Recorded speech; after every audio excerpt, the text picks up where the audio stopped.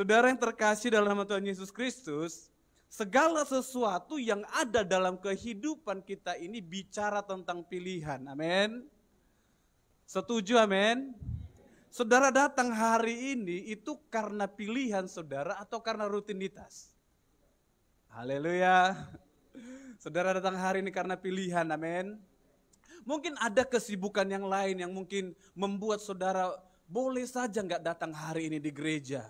Contohnya ada kerjaan yang sangat mendesak, ada keluarga yang minta dikunjungin. Tapi saudara ada hari ini tuh karena pilihan, amin. Nggak karena disuruh pendeta, amin. Haleluya. Karena apa saudaraku? Engkau datang kepada Tuhan karena apa? Karena engkau butuh sesuatu yang terjadi dalam hidupmu luar biasa di dalam Tuhan.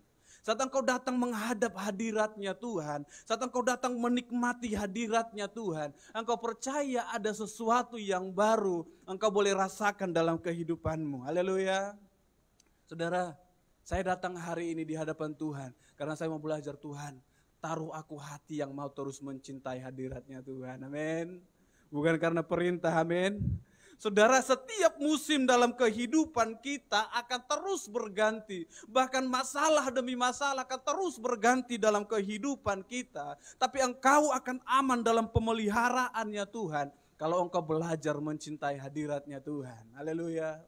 Saya saudara tadi pagi saya berangkat dari Sidikalang pukul 5 lewat saudara, subuh ya.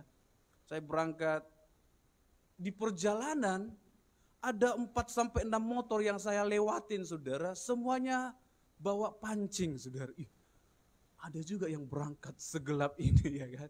Tapi yang mereka bawa saudara pancing semua di belakang.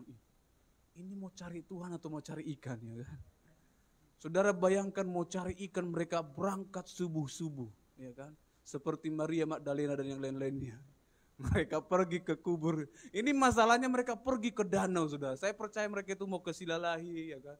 Bawa pancingnya sudah lengkap. Bawa semuanya perlengkapannya. Saya pikir jemaat Tuhan mau gak seperti ini. Mudah-mudahan mereka itu bukan sesama kita. Kalau orang lain ya gak apa-apa ya kan. Pergilah sih itu mancingnya. Tapi kalau sempat itu seorang Kristen saudara.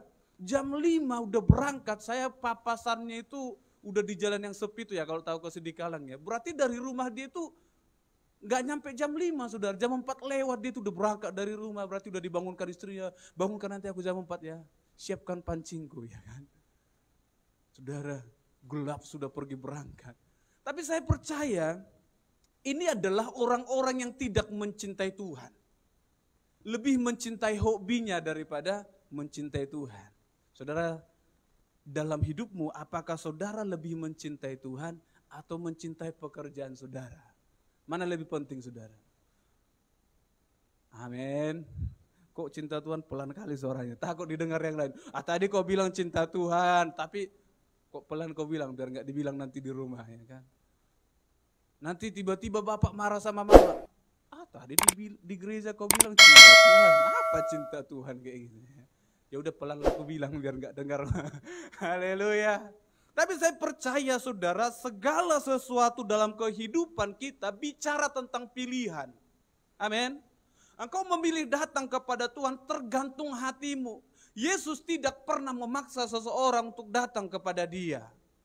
Bahkan gereja tidak pernah memaksa seseorang untuk datang ke gereja itu. Saudara, aneh kalau gereja kamu harus datang ke sini ya kan. Aneh saudara.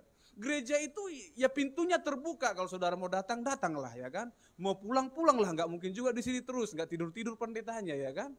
Ya, bicara tentang pilihan, nggak ada yang memaksa saudara untuk terus dalam rumah Tuhan. Tapi bagaimana seorang yang mencintai Tuhan adalah dia yang memberikan hidupnya sepenuhnya kepada Tuhan.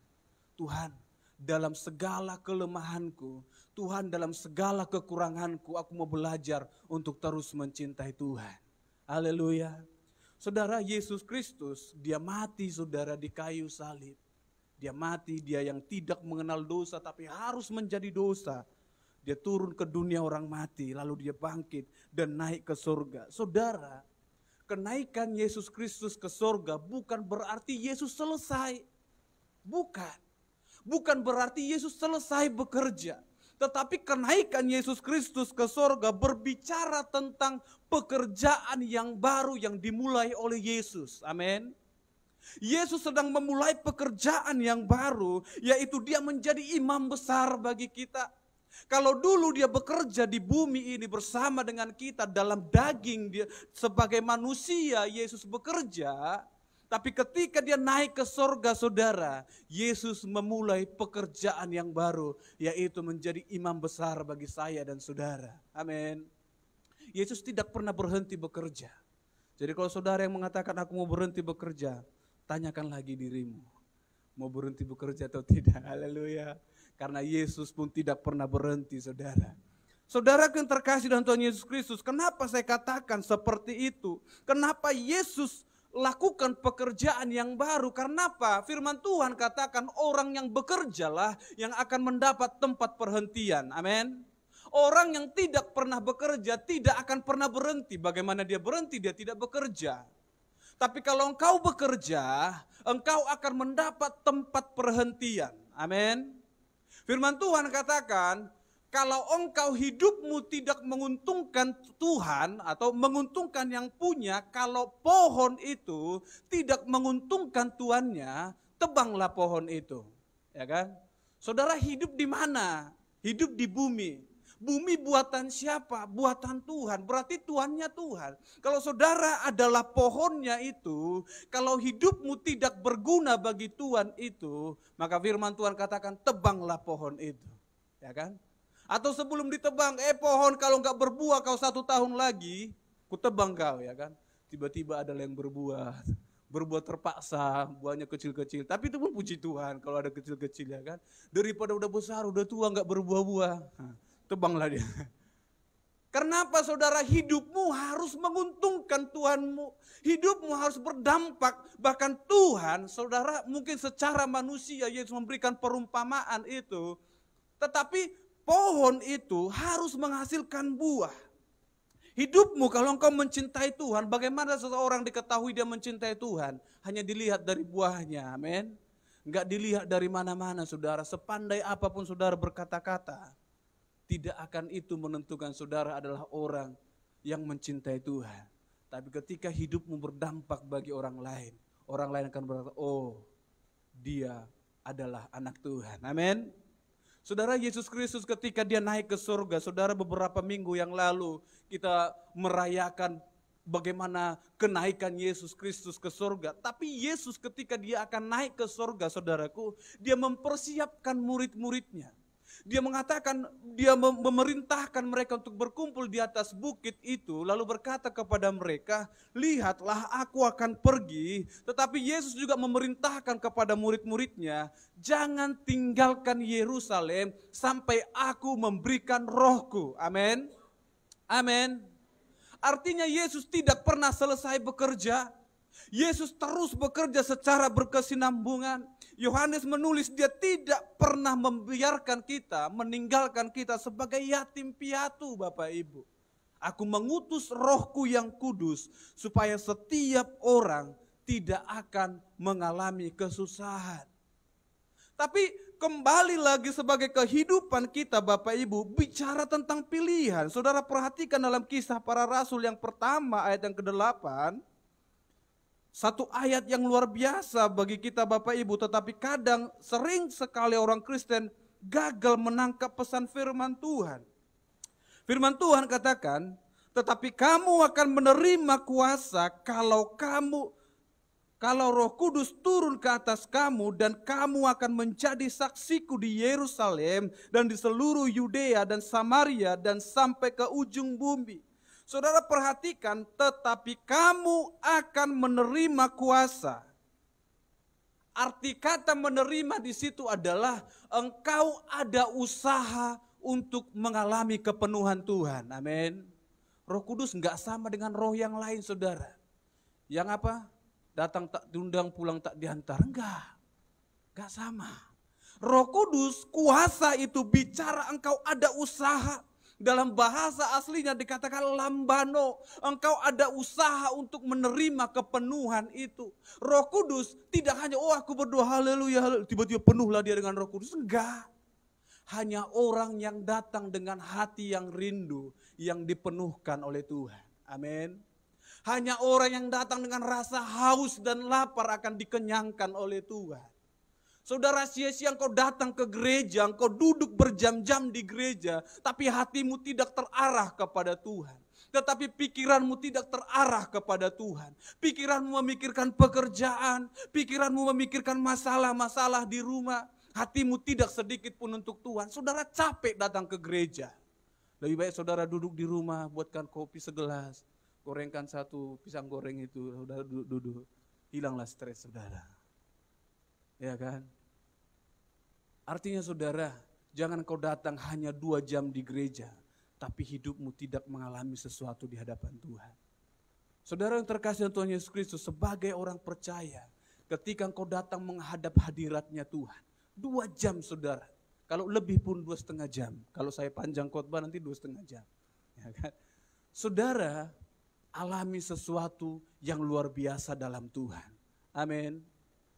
Saudaraku yang terkasih dalam Tuhan Yesus Kristus, engkau akan menerima kuasa kalau engkau mengambil sikap datang kepada Tuhan. Tuhan, aku haus akan roh-Mu. Tuhan, aku rindu akan roh-Mu. Ketika engkau rindu, maka Tuhan penuhkan engkau. Amin. Saya katakan itu kenapa saudara? Kalau Roh Kudus bisa menjamah setiap orang, mempertobatkan setiap orang, untuk apa saya dan saudara? Betul? Untuk apa kita? Untuk apa pendeta? Untuk apa? Kalau Roh Kudus bisa menobatkan semua orang, untuk apa ada penginjil? Untuk apa ada misionaris? Artinya Roh Kudus memakai siapa yang mau, amin. Roh Kudus memenuhi siapa yang rindu. Bukan engkau tiba-tiba pas tidur, penuh aku Roh Kudus. Pas tidur, haleluya, haleluya. Enggak saudara, belum ada ceritanya itu. Saudara baca, selidiki firman Tuhan. Setiap orang yang dipenuhkan dengan Roh Kudus, bahkan Paulus, ditumpang tangan oleh Ananias, saudara. Bahkan banyak hamba-hamba Tuhan yang dipenuhkan dengan Roh Kudus, termasuk murid-muridnya Yesus yang 70 orang. Mereka penuh dengan Roh Kudus ketika mereka ditumpang tangan, amin.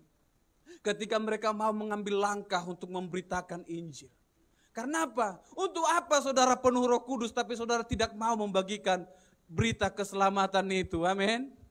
Untuk apa saudara? Saudara berbahasa roh itu terus berbahasa roh. Tapi hidupnya gitu-gitu aja. Untuk apa saudara? Capek. Capek saudara. Tapi firman Tuhan mengajarkan Roh Kudus, engkau penuh dengan Roh Kudus pun itu tergantung pilihanmu. Itu tergantung pilihan saudara. Engkau tidak butuh Roh Kudus, silahkan.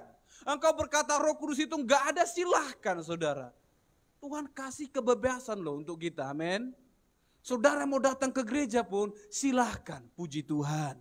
Kalau enggak datang ke gereja pun, ya puji Tuhan juga. Amin. Mau apa? Enggak mungkin kita paksa, amin.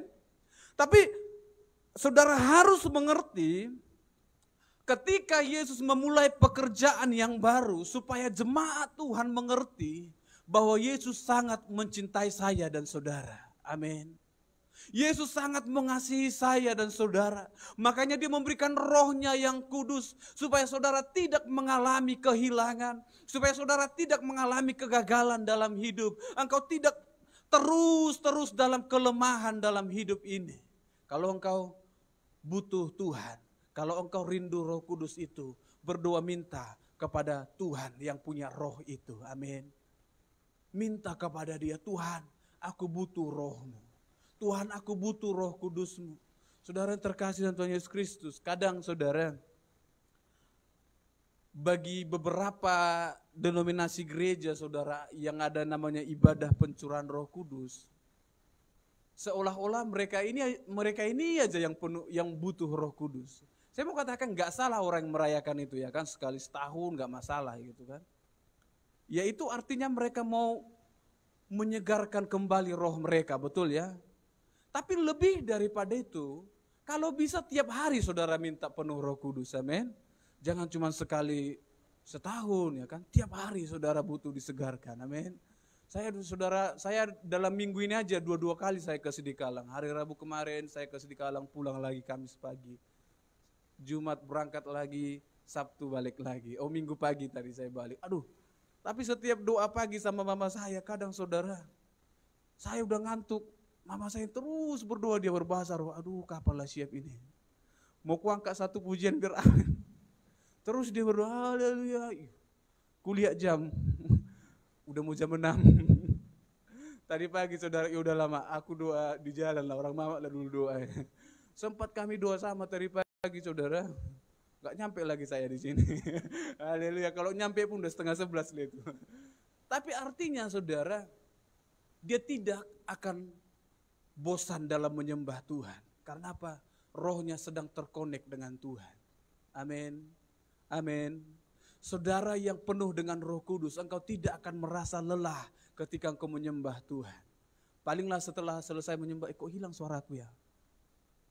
Kalau orang GPD saudara tanya, habis ibadah 10 malam, semua itu apa itu? Hilang suaranya semua, karena teriak-teriak mereka 10 malam itu ya kan. Mama saya kalau saya tanya, kenapa suara mama? Kok agaknya, biasalah, udah ngerti saya saudara. Tapi artinya engkau penuh Roh Kudus tergantung pilihanmu. Engkau mau berjalan dalam jalannya Tuhan tergantung pilihanmu. Engkau terus berjalan atau engkau berhenti mengikut Tuhan. Kalau engkau mau berhenti, berhentilah sekarang. Kalau engkau mau berhenti nanti, ya capek saudara. Kalau tujuannya untuk berhenti juga, ngapain ikut Tuhan? Kenapa enggak berhenti sekarang aja biar enggak capek ya kan? Udah capek-capek kasih uang perpuluhan, kasih uang pembangunan, ujung-ujungnya tinggalkan Tuhan. Capek, rugi saudara. Kalau saudara pengusaha, aduh kok enggak kubuat itu dulu modal.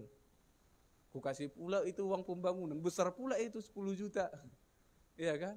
Capek saudara. Artinya, saudara mari kita sama-sama belajar kebenaran firman Tuhan. Mari kita buka Alkitab kita dalam Ibrani pasal yang keempat. Ibrani pasal yang keempat, ayat yang ke-14 sampai ayat yang ke-16. Ibrani pasal yang keempat, ayat yang ke-14 sampai ayat 16. Yang sudah menemukan katakan amin. Bapak Ibu yang terkasih dalam Tuhan Yesus Kristus, saudara perhatikan kebenaran firman Tuhan. Ayat 14 katakan, karena kita sekarang mempunyai imam besar agung. Kapan kita punya imam besar agung ini? Ketika Yesus naik ke surga. Amin. Ketika Yesus naik ke surga, dia menjadi imam besar agung bagi saya dan saudara.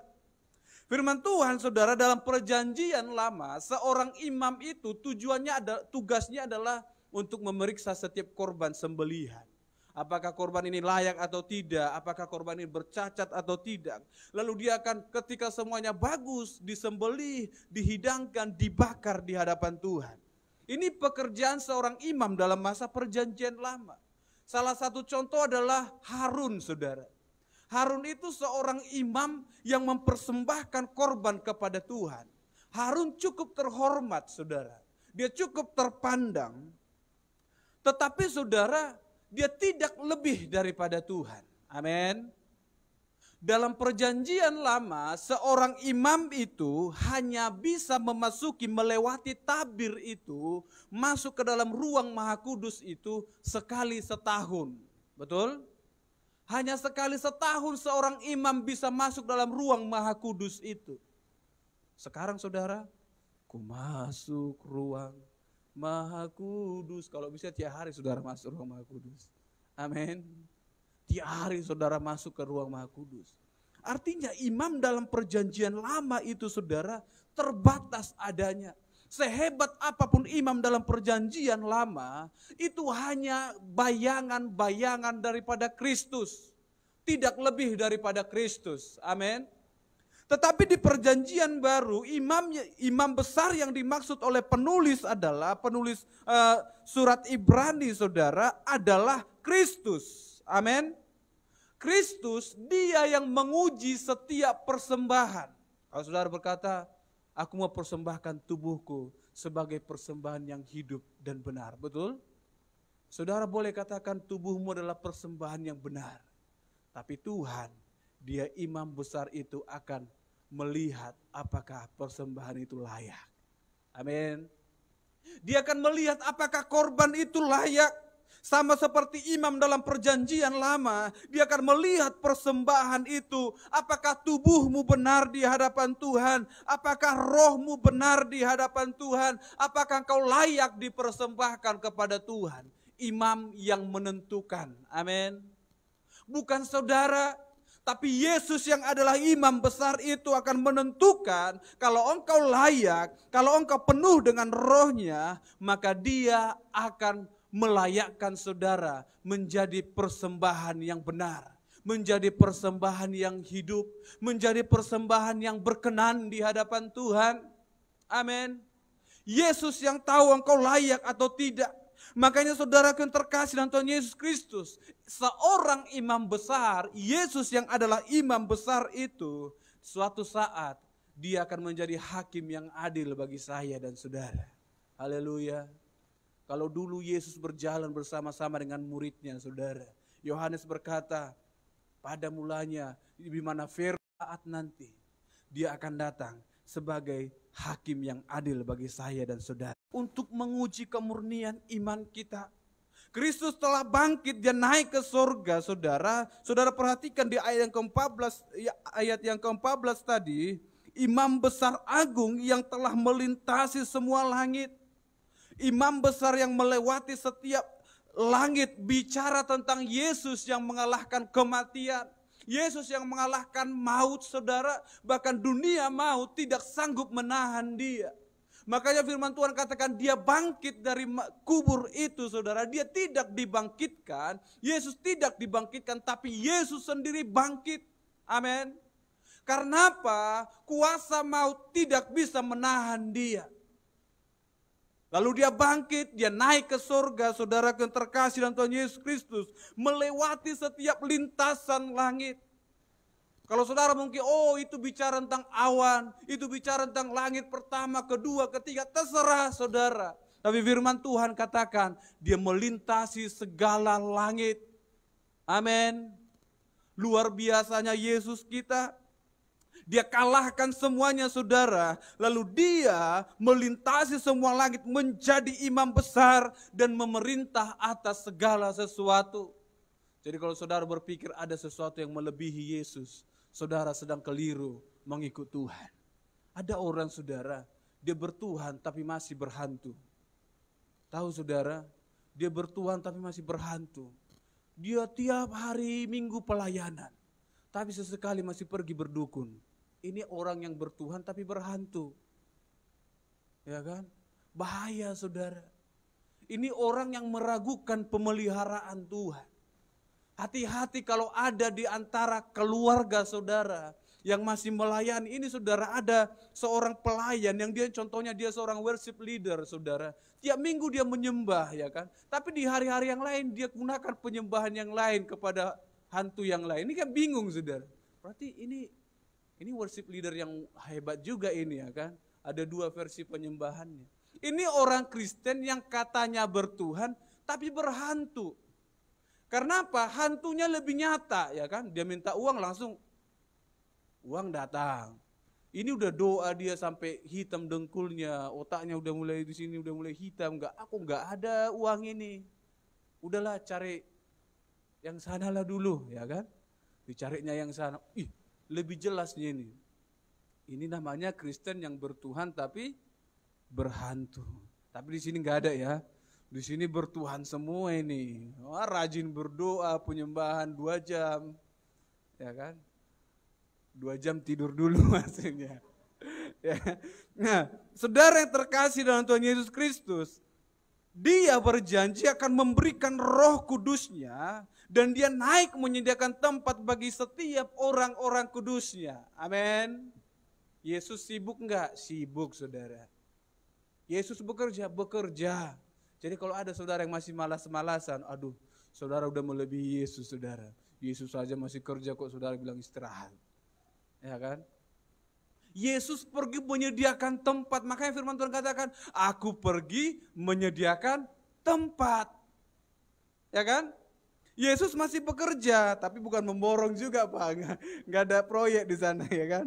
Bukan cari bangunan juga. Tapi supaya di mana dia berada, firman Tuhan katakan, kamu pun berada. Amin. Saudara yang terkasih Tuhan Yesus Kristus, firman Tuhan katakan dia adalah imam besar agung yang melintasi semua langit, yaitu Yesus anak Tuhan. Anak Tuhan artinya Yesus adalah perantara dari perjanjian lama ke dalam perjanjian baru. Karena Yesuslah maka saya dan saudara boleh masuk dalam ruang Maha Kudus itu. Amin. Tanpa kematian Yesus, maka tidak seorang pun boleh masuk dalam ruang Maha Kudus itu. Makanya saudara, salah satu tanda ajaib dalam kematian Yesus adalah tabir bait suci terbelah dua. Amin. Yesus robohkan penghalang itu. Makanya saudara, akulah jalan dan kebenaran itu. Saudara, apa lagi yang saudara ragukan dari Yesus? Coba saudara, apa yang saudara ragukan daripada Yesus? Aku ragu sama Yesus. Udah lama dibilang mau datang, dia kok nggak datang-datang. Kayaknya nggak on time Yesus ini. Apalagi dia seorang kerja kantoran ya kan, terlambat sedikit nggak bisa lagi fingerprint, saudara absen nggak boleh. Kok Yesus ini bolak-balik nggak datang-datang. Kemarin udah ada pendeta yang khotbah, Yesus mau datang, bertobatlah. Sampai lahir anaknya belum datang-datang Yesus. Mana yang betul ini ya kan?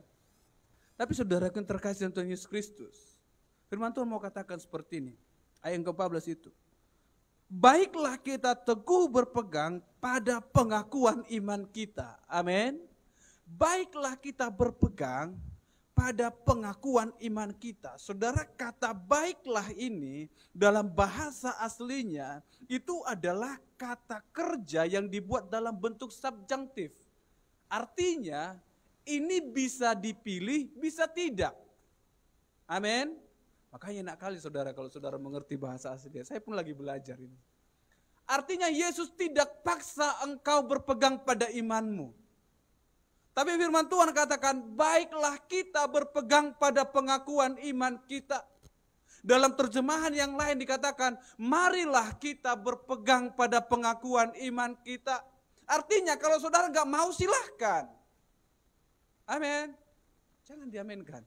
Nanti jadi nggak berpegang saudara pada pengakuan iman. Tapi firman Tuhan katakan seperti itu. Baiklah kita berpegang. Berarti ada yang tidak baik, betul? Kalau engkau tidak berpegang pada pengakuan imanmu, berarti itu nggak baik. Padahal firman Tuhan katakan, baiklah kita berpegang. Makanya saya katakan kehidupan seorang Kristen tergantung pilihan. Engkau mau berpegang pada pengakuan imanmu, silahkan. Tapi kalau engkau mau meninggalkan imanmu, silahkan. Gak bisa dipaksa saudara. Tapi firman Tuhan katakan kalau engkau berpegang pada pengakuan imanmu, sekarang apa iman saudara? Siapa yang saudara imani? Saudara percaya kepada Yesus, amin. Saya dulu saudara gampang sekali saya katakan, oh iman adalah dasar dari segala sesuatu yang kita harapkan. Bukti dari segala sesuatu yang tidak kelihatan. Gampang sekali saudara. Tapi semakin saya belajar firman Tuhan, semakin saya belajar firman Tuhan, iman adalah satu kata yang paling sulit dalam hidup. Paling sulit saudara. Amin. Kalau saudara baca mungkin dalam pena gembala, iman ibarat kunci yang pas. Amin. Amin. Gak gampang beriman kepada Tuhan. Gak gampang untuk terus berpegang pada pengakuan imanmu. Hari ini engkau berkata, aku mau ikut Tuhan, aku mau melayani Tuhan, aku mau tinggal dalam rumah Tuhan. Tiba-tiba besok, ya ayolah ke sana, ada di sana tempat baru. Iya ya. Ini khususnya yang pemuda-pemuda ini, aku hari Minggu mau ke gereja lah. Tiba-tiba kamu sibuk enggak hari Minggu? Hari Minggu nih ditanyanya. Kita mau pergi ke sini, adanya kendaraan kita. Mulailah dia goyang. Aku mau ke gereja atau ke sana? Ke gereja kan bisa di hari Minggu. Kalau ke sana kan enggak mungkin, sesekalinya ya kan. Saudara, untuk berkata engkau mau terus dalam jalannya Tuhan gampang, saudara. Dan Yesus tahu itu. Makanya firman Tuhan katakan, jangan gampang mengucap sesuatu dengan mulutmu. Bersumpah dengan mulutmu. Kenapa? Yesus juga tahu kalau mulut kita suka ceplas-ceplos. Ya kan? Kalau ada mama-mama yang suka ceplos-ceplos, Yesus tahu itu. Amin. Yesus tahu kebiasaan saudara. Makanya dia berikan firman-Nya untuk mengingatkan, hati-hati. Haleluya. Jadi saudara, firman Tuhan katakan, walaupun dikatakan baiklah kita, artinya pilihan, tidaklah harus segala sesuatunya itu terjadi. Subjunktif itu bicara tentang kemungkinan saudara, ya kan? Ya saudara mau pilih silahkan, mau tidak silahkan juga.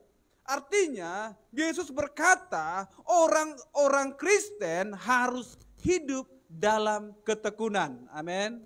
Katakan hidup dalam ketekunan. Haleluya. Ini yang gak gampang saudara. Gak gampang hidup dalam ketekunan. Saya melihat pelayanan bapak saya. Ada jemaat yang udah lama di situ terus sampai tua. Mudah-mudahan sampai mati pun di situ. Ya kan? Tapi kebanyakan jemaat itu ganti-ganti saudara. Ya kan? Ada yang belum ganti. Contohnya udah hilang hari ini 1 sampai 2 tahun belum ada gantinya. Ya kan? Tapi saya percaya itu semua ganti-ganti. Amin. Ganti-ganti. Haleluya. Kalau di sini kayaknya menetap semua ini dan bertambah-tambah. Amin. Amin. Kok agak-agak ragu saudara? Ada rencana. Haleluya. Tapi saudaraku yang terkasih dalam Tuhan Yesus Kristus, artinya untuk bertekun dalam jalannya Tuhan gak gampang. Untuk tekun percaya kepada Tuhan gak gampang. Ini mama saya ya yang seorang ibu gembala lah ya. Kadang saya bingung saudara, dibilangin, aduh doakanlah mama ya biar semakin setia mama melayani Tuhan. Aku bingung, kok mama pula yang bilang, aku yang serasa mama doakan. Mereka udah tua ya kan.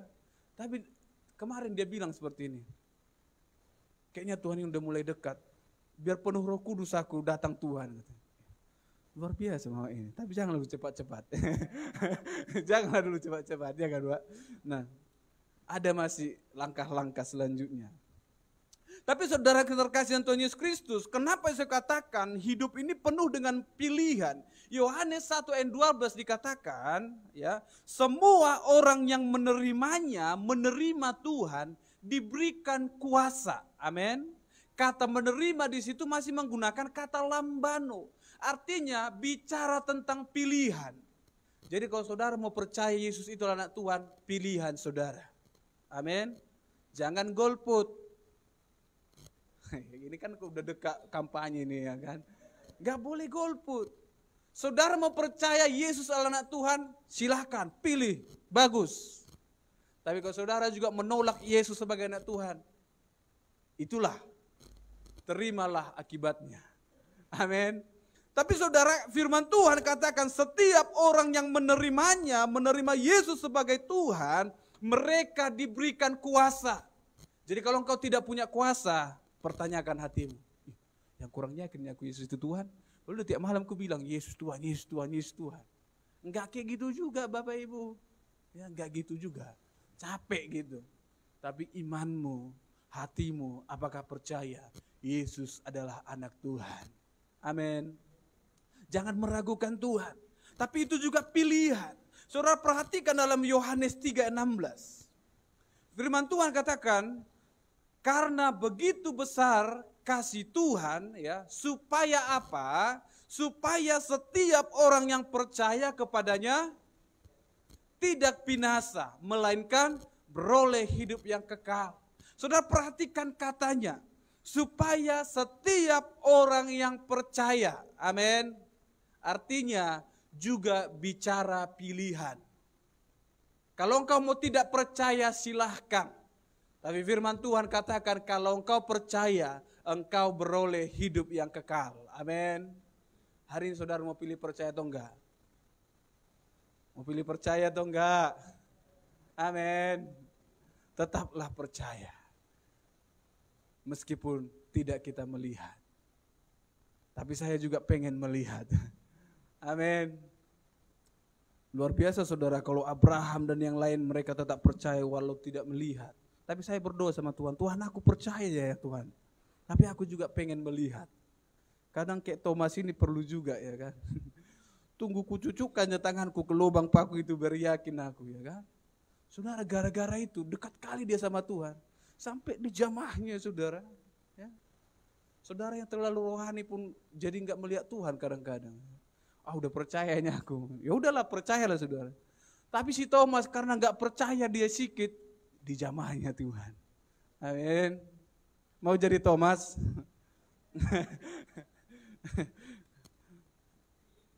Artinya saudara yang terkasih untuk Yesus Kristus, percayalah dia imam besar yang jamin hidup saudara.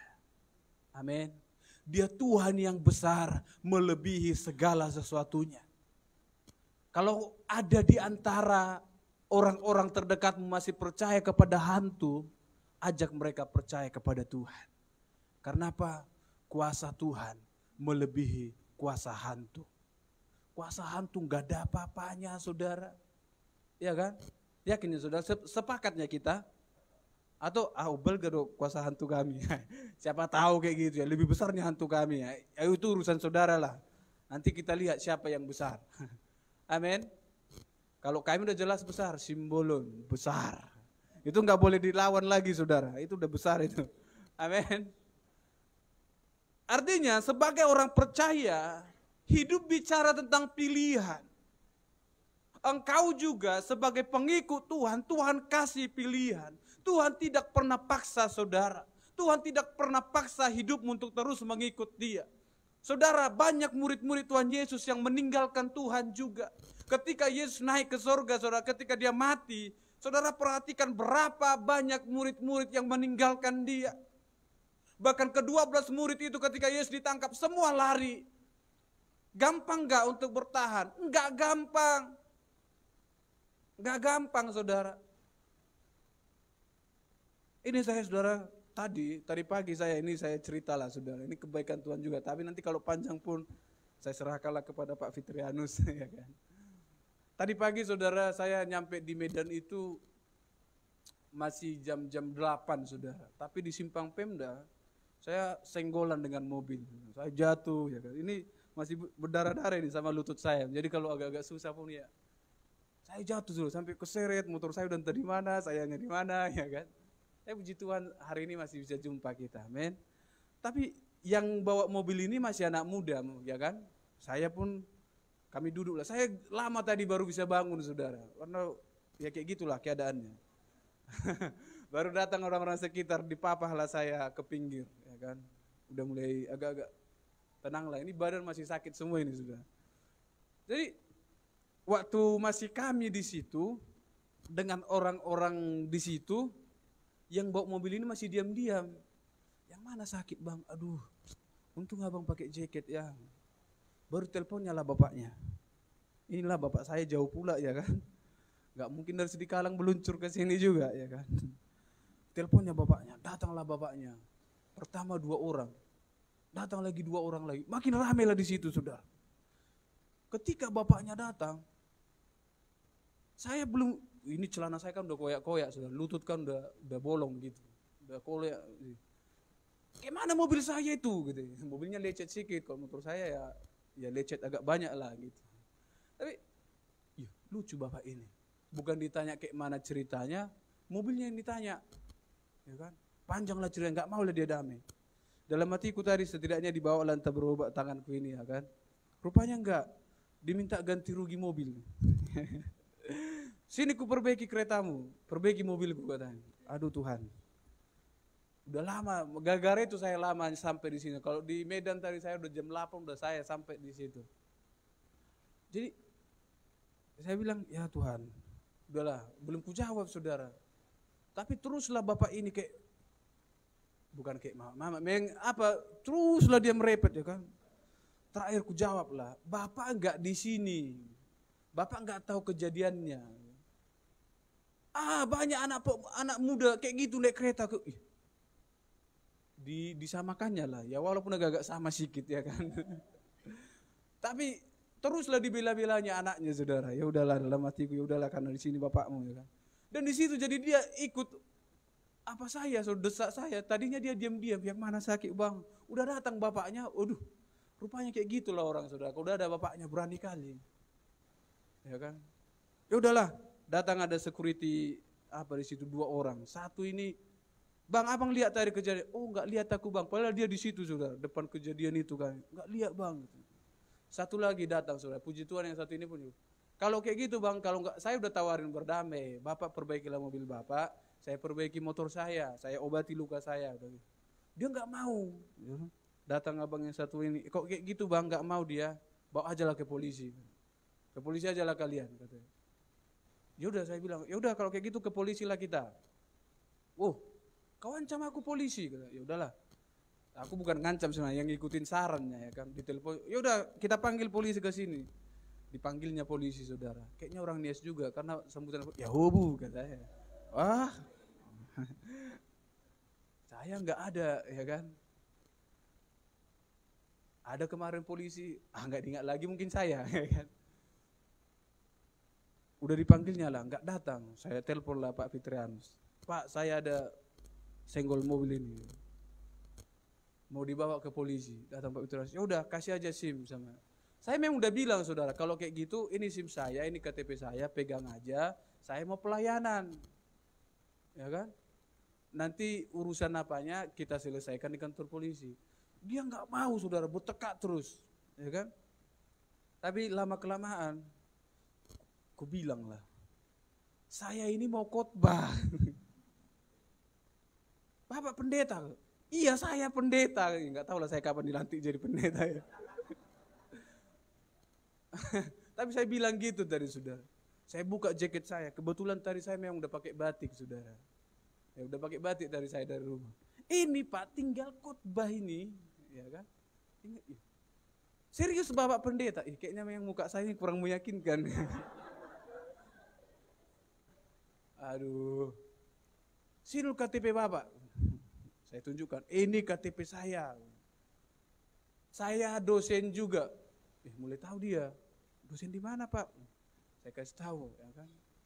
Bapak sekolah William Carey di sana. Dilihatnya saudara ada sekolah itu. Berarti nggak bohong ini katanya. Kan? Puji Tuhan saudara. Memang harus meyakinkan muka ini jadi pendeta. Ya udahlah pendeta rupanya dia katanya. Tapi nantilah kita kontek-kontekan Pak. Katanya, mintalah nomor Bapak. Katanya. Saya kasih nomor saya di teleponnya. Oh ada nomornya. Udah langsung tertulis lagi di nomor saya itu saudara. Budiono Simbolon STT Misi William Carey. Adanya kontak saudara kayak gitu? Gak ada kan? Kalau ada pun ragu saya kok sama kontak kita. Ya kan? Tapi saudara, puji Tuhan saya boleh pulang. Saya kata, ya udahlah Pak. Nantilah ya. Kami salam-salam, shalom Pak. Ya, shalom lah ya kan. Nanti kalau panjang pun Pak Fitrianus lah ke situ ya kan. Ya kan Pak. Kalau nggak mau Bapak ya udahlah. Tapi saya bersyukur Tuhan, saya berkata Tuhan Yesus baik, amin. Saudara, saya tadi terdesak sebenarnya ya kan. Udah 6 orang itu saya sendiri saudara. Kalau saya mungkin tadi masih KTP Sidikalang, mungkin udah dipojokkan saya di situ. Puji Tuhan KTP saya udah KTP Medan. Ini promosi. Amin. Oh rupanya dia orang sini. Saya mau katakan saudara, kalau kita mau melayani Tuhan, kadang ada aja yang terjadi dalam hidup kita. Betul? Contohnya kita mau milih setia untuk Tuhan, ada aja kalau enggak anak kita lah yang bertingkah, kalau enggak tetangga kita lah yang bertingkah, ya kan? Banyak aja alasannya saudara. Kalau yang hujan lah tiba-tiba datang. Kadang hujan datang ini pun menguji saudaranya, mau tetap datang kepada Tuhan atau enggak, ya kan? Banjir. Itu juga mau lihat saudara mau datang atau enggak. Amin. Jadi jangan berani bilang Tuhan apapun masalahnya, apapun yang terjadi, aku mau tetap mengikut Tuhan. Pikir-pikirkan dulu. Kalau enggak yakin jangan bilang. Daripada berdosa, ya kan? Aku mau setia melayani Tuhan apapun yang terjadi. Tiba-tiba enggak jadi sintua dia dipilih. Ayo pindah gereja. Enggak betul pendeta itu. Saudara, berat berjalan dalam Tuhan kalau engkau tidak punya rohnya Tuhan. Amin. Makanya Yesus berkata, aku akan memberikan rohku kepadamu supaya kamu kuat. Amin. Supaya kamu tegar menghadapi hidup ini. Saudaraku yang terkasih dalam Tuhan Yesus Kristus, Yesus tidak sekalipun mencobai saudara. Tuhan tidak pernah mencobai umatnya. Saudara perhatikan Yakobus 1 ayat ke-13 dalam terjemahan aslinya dikatakan, dia Tuhan yang tidak mencobai siapapun. Karena apa? Dia Tuhan yang tidak bisa dicobai. Jadi jangan berpikir kalau engkau mengalami masalah, Tuhan sedang mencoba engkau. Enggak. Tuhan tidak pernah mencobai saudara. Apakah Tuhan tidak tahu kedalaman hatimu? Saya mau katakan Ayub tidak dicobai Tuhan. Tapi Tuhan mau tunjukkan kepada orang-orang masa itu, Ayub punya hati yang cinta Tuhan. Amin. Kalau engkau punya masalah hari ini, itu bukan cobaan Tuhan. Tapi Tuhan mau tunjukkan kepada orang-orang di sekitarmu bahwa engkau tetap mengandalkan Tuhan. Amin. Kalau Tuhan mencobai saudara, apa bedanya Tuhan dengan iblis? Iblis melakukan pencobaan. Iblis meriset saudara. Makanya firman Tuhan katakan dalam Ayub, dia berkeliling dari bumi ini melakukan penelitian yang mana yang kira-kira orang baik. Itu iblis. Tapi Tuhan, dia tidak perlu keliling-keliling. Karena apa? Dia tahu kedalaman hatimu. Amin. Dia tahu kedalaman hatimu. Dia tahu seberapa erat engkau bergaul dengan dia. Saudara, kalau contohlah Ayub itu jatuh dalam pencobaan itu, dia meninggalkan Tuhan. Apakah nama Tuhan tidak dipermalukan? Dipermalukan saudara. Tapi lihat endingnya. Tuhan melipat gandakan berkatnya Ayub. Karena apa? Dari awal aku tahu dia hamba yang setia. Amin. Dari awal aku tahu dia hamba yang setia. Tapi Yakobus 1 ayat 14 katakan, karena keinginanmu lah, ayat yang ke-14, yang membawa engkau kepada pencobaan. Dan saudara, karena ia diseret dan dipikat olehnya, maka engkau mati karena keinginanmu itu. Amin. Saudaraku, Tuhan tidak pernah mencobai siapapun, tapi karena keinginanmu membawa engkau kepada kematian. Saudara pernah nonton Kerasakti? Pernah? Pernah ya? Yang nggak pernah nontonlah sesekali. Tapi saya mau ajarkan firman Tuhan dari situ. Dan itu ada ayatnya saudara. Pada waktu Sung Gokong pergi, ditinggalkan gurunya di situ. Saudara tahu apa yang Sung Gokong lakukan? Dia buat satu lingkaran melingkari gurunya. Ya kan? Dia bilang, guru, jangan keluar dari lingkaran ini. Ya kan? Karena apa? Garis yang dibuat Sung Gokong itu saudara, ini 5 cerita besar di Cina ya. Garis yang dibuat itu akan berubah menjadi tembok yang sangat tinggi dan sangat kuat ketika ada iblis yang masuk. Ya, begitu ceritanya ya. Tapi gurunya ini saudara, dan iblis tahu. Iblis tahu kalau dia, musuhnya tahu kalau dia masuk melewati garis itu, gak akan bisa tembus. Apa yang dilakukan iblis? Dia pura-pura menjadi kakek tua yang tertimpa kayu. Itu ceritanya saudara. Karena si guru ini melihat kakek itu tertimpa kayu, keluarlah dia dari lingkaran itu. Dan ketika dia keluar, ditangkaplah dia. Saudara, artinya apa? Kehidupan saudara sebagai orang Kristen pun, Tuhan kasih lingkaran zona aman. Amin. Engkau sebenarnya dipelihara oleh Tuhan. Ada atmosfernya Tuhan yang menutup bungkus kehidupanmu. Tapi ketika engkau keluar dari lingkaran itu, saat itulah iblis menyeret engkau. Karena ketika engkau ada dalam kubah itu, saudara, iblis tidak akan sanggup menembus engkau. Makanya firman Tuhan katakan, ia berkeliling mengaum-aum di antara engkau untuk menangkap siapa yang siap diterkamnya. Artinya apa berkeliling-keliling? Ada lingkaran Tuhan di antara saudara. Amin. Setiap kita ada pemeliharaan Tuhan. Makanya jangan terlalu takut.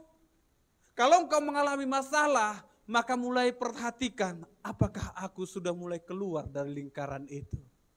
Ya kan?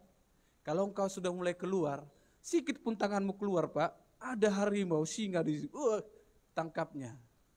Jangan main-main, Gigit lana, gigit lana. Ya kan? Enggak kena. Jangan juga saudara. Jangan mencobai Tuhan, amin. Iblis pun enggak suka gitu-gitu.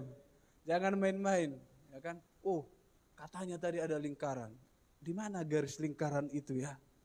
Saudara cari-cari nanti pulang dari sini, enggak nampak itu. Biar tahu aku nanti kasih kaki untuk enggak, saudara. Tapi artinya apa, saudaraku? Tuhan itu tidak pernah mencobai saudara. Tapi kadang kalaupun engkau diizinkan mengalami itu, saudara harus percaya, Dia jauh lebih tahu batas kemampuanmu. Amin. Dia tidak akan biarkan engkau jatuh sampai tergeletak. Bangga enggak punya Tuhan Yesus Kristus? Haleluya. Bangga enggak jadi anak-anaknya Tuhan? Amin. Itu Tuhan yang kita percaya. Dia Tuhan tidak akan pernah meninggalkan saudara. Saya dan saudara yang kadang meninggalkan Tuhan. Iya kan? Meninggalkan pelayanan. Iya kan? Kok enggak mau dari sana? Maunya kita meninggalkan pelayanan? Enggak ya. Kita mau melayani Tuhan dimanapun aku berada. Supaya aku melayani, amin. Mau di rumah pun itu melayani lah itu, ya amin. Mau di ladang, mau dimanapun saudara, di pasar, di toko, melayanilah untuk Tuhan, amin. Enggak harus di sini. Nanti kalau semua pelayan di sini kan, bingung kita. Siapa yang duduk di situ? Haleluya. Artinya saudara yang terkasih Tuhan Yesus Kristus, hidupmu adalah pilihan. Engkau mau keluar dari pemeliharaan Tuhan, pilihanmu. Amin. Makanya kenapa ada orang meninggalkan Kristen, saudara? Menurut saudara kenapa ada orang meninggalkan Kristen? Kenapa? Salahnya meninggalkan Kristen? Salah, saudara. Ini saya kayak ujian ya. Soalnya saya diuji tadi di jalan. Kalau kau pendeta, sebutkanlah nama-nama pendeta di Medan. Ini betulan, saudara. Sebutkan nama. Ini kayak ingat kayak main anak-anak kecil. Sebutkan nama-nama pendeta. Satu, kan kayak gitu kalau anak-anak kecil dulu. Saya bilang lah tadi beberapa, oh betulnya dia. Harus diuji juga tadi aku di jalan. Untung saya ingat beberapa nama pendeta di Medan ini. Mau ku bilang tadi nama Pak Pendeta Siotang, enggak mungkin nanti ditanya pula gereja di mana, ya kan? Ya udahlah, tadi belum ku bilang Pak, tapi siapa tahu nanti bisa, ya kan? Biar ku bilang. Siapa tahu ada ujian yang kedua. Nama pendeta-pendeta baru, itu beda soalnya. Kalau hari ini saya tanya kepada saudara, salah enggak orang meninggalkan Kristen? Yang salah angkat tangan. Yang bilang salah. Yang bilang tidak salah. Ya enggak ada. Yang golput. Saudara, saya mau latih mulai hari ini, jangan golput. Amin. Gunakan hak suara saudara. Karena ada orang yang suaranya tidak diperhitungkan. Haleluya. Yang enggak punya KTP kan enggak dihitung suaranya. Sorry lah. Kan? Tapi artinya saudara, kenapa bisa seseorang meninggalkan kekristenan? Enggak salah orang meninggalkan Kristen. Tapi kalau ada orang meninggalkan Kristus, itu baru salah. Kenapa orang bisa kadang pindah dulu aku ke sana? Kayak jajan, kurang pas di sini. Kok nggak bisa makan ini? Pindah dulu aku ke sana. Saudara nggak salah seperti itu. Tapi jangan habis ini saudara pindah semua ya kan? Katanya nggak salah. Ke sana dulu kita bentar. Artinya firman Tuhan katakan, kenapa mereka bisa lakukan itu? Karena mereka belum pernah diterangi hatinya. Karena mereka tidak mengecap kebaikan Tuhan. Betul? Setuju? Ada ayatnya saudara. Ibrani 6 ayat yang keempat. Sebab mereka yang pernah diterangi hatinya, yang pernah mengecap karunia surgawi, dan yang pernah mendapat bagian dalam Roh Kudus, dan yang mengecap firman yang baik dari Tuhan dan karunia-karunia dunia yang akan datang, namun yang murtad lagi tidak mungkin dibaharui sekali lagi sedemikian. Amin. Kalau engkau pernah sudah mengecap kebaikan Tuhan, saya mau katakan hari ini, jangan tinggalkan Tuhan. Haleluya. Engkau boleh tinggalkan pendeta, tapi jangan tinggalkan Tuhan. Engkau boleh tinggalkan gereja, tapi jangan tinggalkan Tuhan. Haleluya. Jangan pernah tinggalkan Tuhan. Karena saya percaya saudara, setiap orang yang sudah mengalami kebaikan Tuhan, dia tidak akan meninggalkan Tuhan. Apapun yang terjadi, dia akan tetap setia. Amin. Dia akan tetap setia. Saudara yang terkasih Tuhan Yesus Kristus, iman saudara akan dibuktikan dalam ketaatan dan kesetiaan saudara. Engkau berkata, aku adalah orang yang beriman, tapi imanmu hanya dibuktikan dalam ketaatan dan kesetiaanmu. Karena apa? Ada orang hari ini dia mengecap kebaikan Tuhan, hari ini dia disembuhkan oleh Tuhan, tapi 2 tahun kemudian dia tinggalkan Tuhan. Berarti imannya tidak benar di hadapan Tuhan. Atau ada yang percaya kepada Tuhan, ada orang yang datang ke gereja karena apa? Dia suka dengan satu orang. Ketika orang ini menolak dia tinggalkan gereja. Yang mulai senyum-senyum, oh enggak ada, berarti enggak ada di sini kayak gitu. Puji Tuhan lah, saudara setia. Karena tulus saudara mencari Tuhan, amin. Tapi ada orang yang seperti itu saudara, dia masuk ke sebuah gereja karena dia ingin menjadi pelayan. Ketika tidak diberikan posisi itu, dia tinggalkan. Saudara, imanmu kelihatan dari kesetiaanmu. Imanmu kelihatan dari ketaatanmu. Amin. Tidak mudah untuk setia. Tidak mudah untuk taat. Setia butuh proses. Amin. Taat butuh proses. Bertahan dalam imanmu itu pun butuh proses. Karena apa? Firman Tuhan katakan, sebab imam besar ayat ke-15 yang kita punya bukanlah imam besar yang tidak dapat turut merasakan kelemahan-kelemahan kita. Sebaliknya sama dengan kita, ia telah dicobai, hanya tidak berbuat dosa. Yesus pernah dicobai? Pernah. Iblis cobai dia. Kalau engkau anak Tuhan, jatuhkanlah dirimu. Sembahlah aku, maka bumi dan segala isinya kuberikan kepadamu. Iblis dicobai? Dicobai. Saudara, dalam hidup ini apa yang saudara alami? Soal makanan, Yesus ditawar. Soal harta, Yesus ditawar. Apa lagi? Pencobaan apa yang saudara alami di luar pencobaan yang Yesus alami? Ada enggak? Ada? Enggak ada saudara. Karena apa? Yesus dalam bentuk daging, dalam kemanusiaannya itu dia alami pencobaan itu. Dia alami kelemahan demi kelemahan yang kita alami itu. Makanya dia menjadi imam besar atas kita. Dia akan mengadili menurut apa yang dia juga pernah alami. Perbedaannya adalah ketika Yesus dicobai, Yesus tidak berdosa. Beda dengan saya dan saudara ketika dicobai. Tuhan, jadilah kehendak-Mu. Daging roh memang penurut, tapi daging lemah. Mau buat apalah Tuhan? Sorry lah. Iya kan? Bedanya kita dengan Tuhan. Tuhan enggak punya bahasa yang lain. Ayat untuk jawab pencobaan. Kalau kita udah punya banyak firman Tuhan di hatinya. Tuhan, roh memang penurut, tapi dagingku lemah. Ya udah, sorry Tuhan. Ya kan? Barang siapa mengaku dengan mulutnya, dia Tuhan yang setia dan mengampuni. Oh Tuhan, ampuni aku hari ini. Amin. Gampang, banyak ayat jawabannya saudara. Banyak. Makanya saudara terkasih Tuhan Yesus Kristus, belajar dari apa yang Yesus alami. Yesus sepenuhnya menjadi manusia. Makanya saudara, kalau kadang kita berdoa seperti, janganlah membawa kami ke dalam pencobaan, betul?